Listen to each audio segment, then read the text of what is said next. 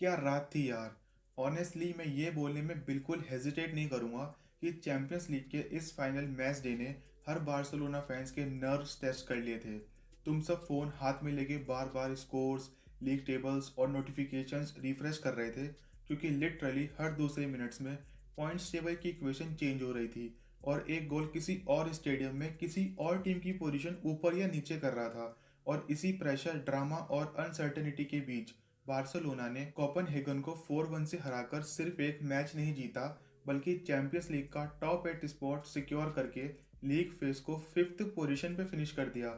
And अब goal difference +8 का है, जो ऑनेस्टली एक मैसिव अचीवमेंट है अगर तुम कॉन्टेक्स्ट समझो, क्योंकि मैच की शुरुआत ऐसी लग रही थी जैसे सब कुछ हाथ से निकल सकता है।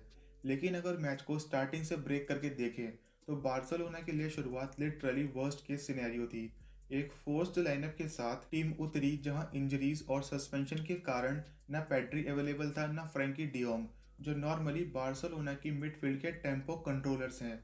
इसलिए हांसी फ्लिक को डैनी ओल्मो और एरिक गार्सिया को डबल पिवट में यूज करना पड़ा, जो नेचुरल क्रिएटिव मिडफील्ड नहीं बल्कि ज़्यादा पोजिशनल और सेफ्टी फर्स्ट कॉम्बिनेशन है।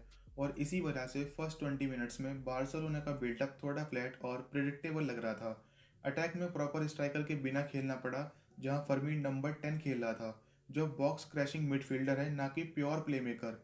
लामिन यमाल राइट विंग पे हाई और वाइड था, जबकि रफीनिया लेफ्ट साइड पे ज़्यादा इनसाइड रन्स ले रहा था। और इसी एसिमेट्री के चलते राइट साइड पर रिस्क भी था, जिसका फायदा कोपेनहेगन ने अर्ली फेसिस में उठाया, जब कुंडे का एक स्लोपी और अंडर हिट पास डायरेक्टली उनके काउंटर के लिए इनविटेशन बन गया।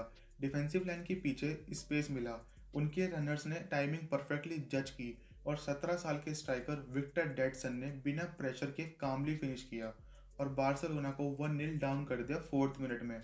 इस गोल के बाद स्टेडियम का एटमॉस्फेयर थोड़ा नर्वस हो गया और प्लेयर्स की बॉडी लैंग्वेज में भी एक सेकंड के लिए हेजिटेशन दिखने लगी, क्योंकि ये एक मस्ट विन टाइप सिचुएशन थी। लेकिन यहीं से बार्सिलोना की एक अंडररेटेड स्ट्रेंथ सामने आती है जो स्कोर बोर्ड में नहीं दिखती। टीम पैनिक नहीं हुई, शेप मेंटेन रही, फुल बैक्स ने ज़्यादा कंजर्वेटिव पोजीशन ले ली ताकि ट्रांजिशन कंट्रोल में रहे, और मिडफील्ड ने रिस्क कम करके बॉल सर्कुलेशन को प्रायोरिटी दी, जिसकी वजह से कोपेनहेगन को रिपीटेड काउंटर्स नहीं मिल पाए। हाफ टाइम तक स्कोर भले ही 1-0 था, लेकिन टैक्टिकल सेंस में बार्सिलोना मैच के अंदर ही थी, चांसेस क्रिएट हो रहे थे और एक्जी फ्लो क्लियरली बारसा के फेवर में जा रहा था। और इसी बीच पिक्चर और भी इंटरेस्टिंग हो रही थी, क्योंकि टेबल के आसपास जो बाकी टॉप टीम्स और फेवरेट्स थे वो सब स्ट्रगल कर रहे थे। रियल मैड्रिड प्रेशर में थी, बेंफिका के अगेंस्ट स्लिप कर गई, एटलेटिको ने पूर्ण परफॉर्मेंस दी, न्यूकासल और पीएसजी ड्रॉ करके दोनों बाहर हो गए, और लास्ट सीजन के चैंपियंस लीग फाइनलिस्ट भी प्लेऑफ्स में रह गए। और इसी कॉन्टेक्स्ट के साथ सेकेंड हाफ शुरू होता है, जहां से हांसी फ्लिक के सब्स्टिट्यूट्स गेम चेंजर बन जाते हैं। बार्सिलोना ने प्रेसिंग लाइन को थोड़ा ऊपर पुश किया, लेकिन ट्रिगर बेस्ड प्रेस यूज की एंड फर्मिन को ज़्यादा फ्रीडम दी कि वो हाफ स्पेसिस में लेट रन करे। यमाल को 1-on-1 करने के लिए राइट साइड पे ओवरलोड बनाया गया और रफीनिया ने इन्वर्टेड रोल प्ले किया, जिससे कोपेनहेगन के full backs constantly decision making pressure में आ गए। इक्विलाइजर लेमिन के गोल से आया, जो थोड़ा डिफ्लेक्शन के साथ था, लेकिन अगर तुम बिल्टअप देखो तो वो गोल प्रेसिंग रिकवरी, क्विक रिसाइकल और पोजिशनल पेशेंस का रिजल्ट था।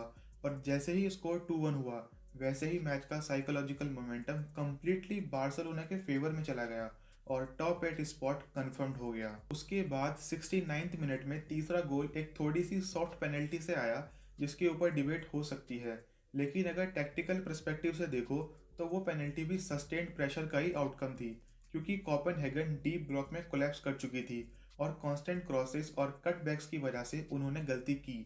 कीपर सही साइड डाइव के बावजूद सेव नहीं कर पाया और यहीं से उनका गेम ऑलमोस्ट खत्म हो गया। कोपेनहेगन सेकेंड हाफ में इस कांस्टेंट प्रेशर के कारण आगे हाफ लाइन क्रॉस करने के लिए भी स्ट्रगल कर रही थी। बार्सिलोना का डिफेंस सेटअप इतना सॉलिड था कि लॉन्ग बॉल्स इमीडिएटली रिकवर हो जाती थी और पोजीशन वापस आ जाता था। और फिर 85th मिनट में मार्कस रेशफोर्ड की फ्री किक आती है, जहां वो नियर पोस्ट पे बॉल को नेट में डाल देता है। एक ऐसा गोल जो सिर्फ स्कोर लाइन को 4-1 नहीं करता, बल्कि ये भी एक्सप्लेन करता है कि बेंच से आने वाले प्लेयर्स का specific skill based use modern football में कितना इंपॉर्टेंट होता है। एंड में ये सिर्फ एक कंफर्टेबल जीत नहीं थी, बल्कि कंप्लीट परफॉर्मेंस थी, जहां बार्सिलोना ने वर्स्ट पॉसिबल स्टार्ट के बाद कंपोजर, टैक्टिकल इंटेलिजेंस और गेम मैनेजमेंट दिखाया और लीग फेस को टॉप 5 में फिनिश करके डायरेक्ट राउंड ऑफ 16 के लिए क्वालिफाई कर लिया, जिसका मतलब है फरवरी में एक्स्ट्रा 2 मैचेस नहीं, अननेसेसरी प्रेशर नहीं, better recovery time, better training cycles और नॉकआउट स्टेजेस के लिए क्लियर प्रिपरेशन, जबकि बाकी टीम्स प्लेऑफ्स में मैचेस खेलेंगी। And I know league phase perfect नहीं था, अप्स एंड डाउन्स थे, इंजरीज और डाउट्स भी थे, लेकिन चैंपियंस लीग के नॉकआउट्स में पास्ट इररेलेवेंट होता है। हर मैच फाइनल जैसा होता है और इस रात बार्सिलोना ने क्लियरली प्रूव कर दिया कि जब प्रेशर सबसे ज़्यादा होता है तब भी वो सिर्फ सर्वाइव नहीं करते बल्कि अडेप्ट करके डोमिनेट भी कर सकते हैं। तो यार इस वीडियो में सिर्फ इतना ही। अब मिलते हैं नेक्स्ट वीडियो में। अंटिल नेक्स्ट टाइम, विस्का बारसा।